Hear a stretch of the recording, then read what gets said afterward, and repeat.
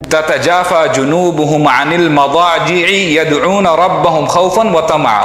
یہ وہ لوگ ہیں راتوں کو اٹھ کر جب لوگ سو رہے ہوتے ہیں اور دوسرے کام کر رہے ہوتے ہیں، یہ لوگ اٹھ کر اپنے رب سے ملاقات کرتے ہیں.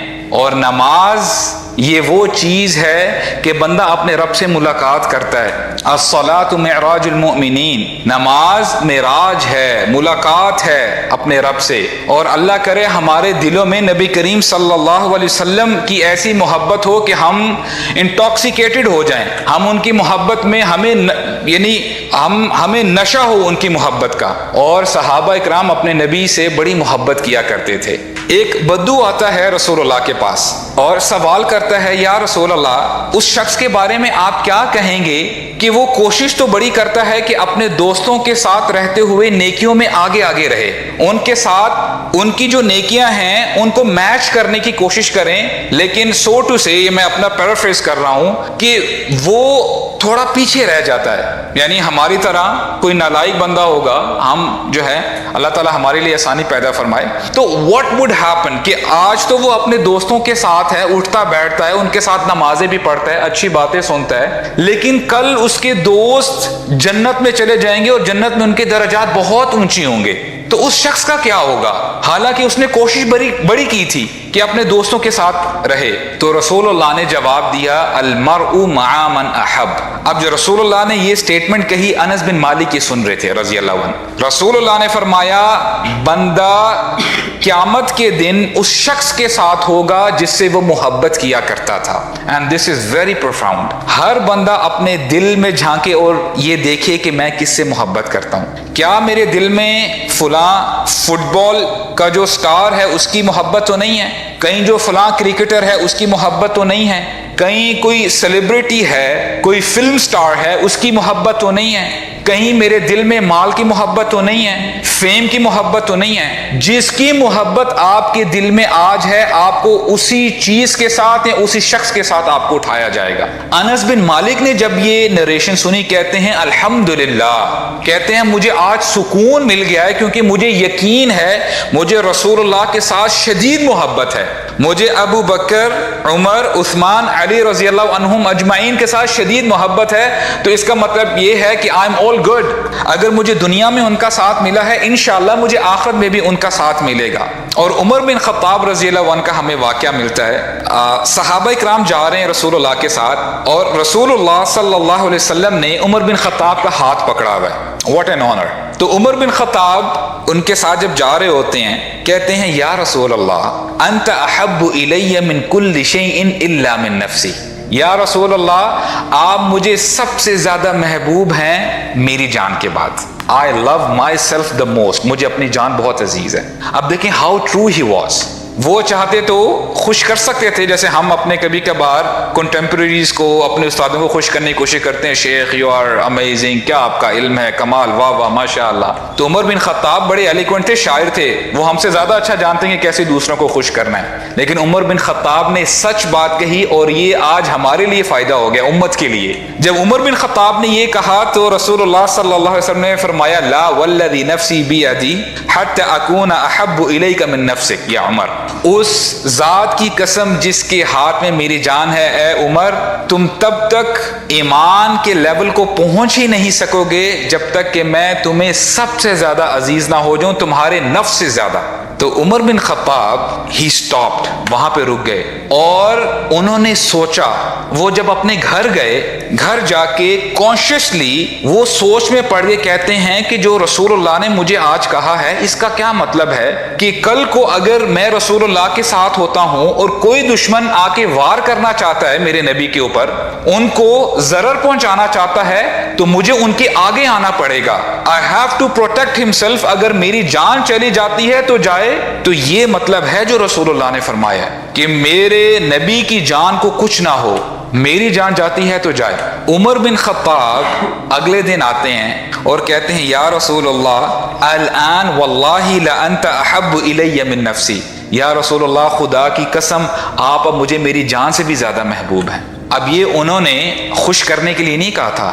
ہی پونڈرڈ، انہوں نے سوچا، انہوں نے سینیریو اپنے سامنے رکھا کہ واقعی جو میں اب کہنے جا رہا ہوں میرے دل میں بھی وہ ہے کہ نہیں. وہ رسول اللہ کو صرف خامخواہ خوش نہیں کرنا چاہتے تھے. تو رسول اللہ نے جواب دیا الان یا عمر، عمر اب تم اس لیول پہ پہنچے ہو، اب تم ایمان والے بن گئے ہو. تو یہ ہمارے لیے لیسن ہے کہ ہم دیکھیں کہ ہمارے دل میں آج کس چیز کی محبت ہے، کس شخص کی زیادہ محبت ہے. اور جب عبداللہ بن عمر بن خطاب کے جو بیٹے ہیں، انہوں نے جب یہ سینیریو دیکھا، آتے ہیں اور کہتے ہیں بابا یہ کیا ماجرا ہے، کیا آپ کا جو ہے سینیریو ہوا رسول اللہ کے ساتھ. تو عمر بن خطاب نے اپنے بیٹے کو بلایا اور بٹھایا اور کہا اے میرے بچے، رسول اللہ صلی اللہ علیہ وسلم کی ہی وجہ سے ہم اندھیروں سے باہر نکلے ہیں. ہم پہلے ہر قسم کی برائیوں میں انوالو تھے، ڈوبے ہوئے تھے. ہم شرابیں پیا کرتے تھے، زنا کیا کرتے تھے.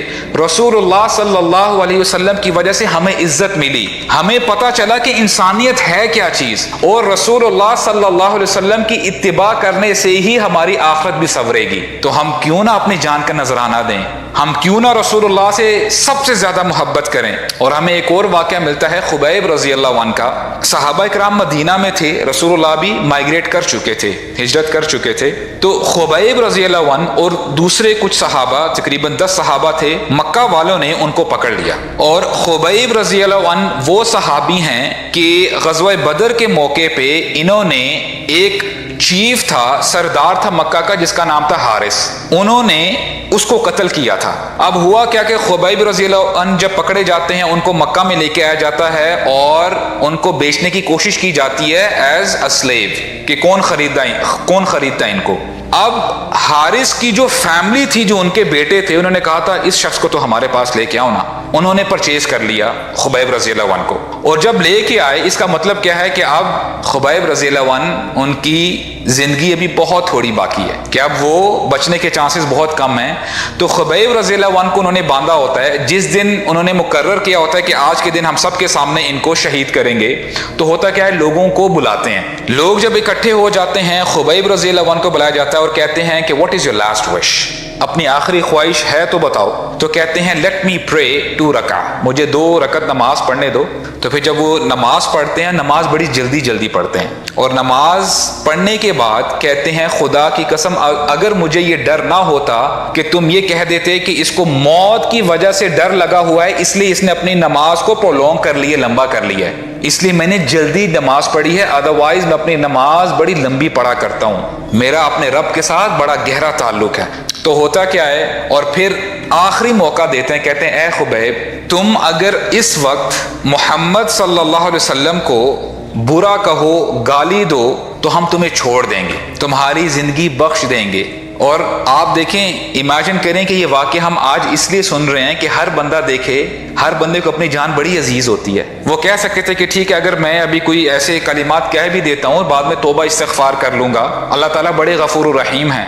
اور پھر وہ بندے یہ بھی کہتے ہیں کہ کیا تم پسند کرتے ہو کہ ہم تمہیں چھوڑ دیں اور تمہاری جگہ اگر آج ہمارے سامنے محمد ہوتے صلی اللہ علیہ وسلم تو تمہاری جان بچ جاتی، تو کیا تم اس پر راضی رہتے؟ تو کہتے ہیں خدا کی قسم میں ہرگز یہ پسند نہیں کرتا کہ میں اپنی بیوی بچوں کے ساتھ آرام سے بیٹھا رہوں اور میرے نبی کو ایک کانٹا بھی چبھے. تم نے تو بہت بڑی بات کہہ دی ہے. اور پھر کہا کہ جو تم مجھے کہہ رہے ہو میں ہرگز نہیں کہوں گا.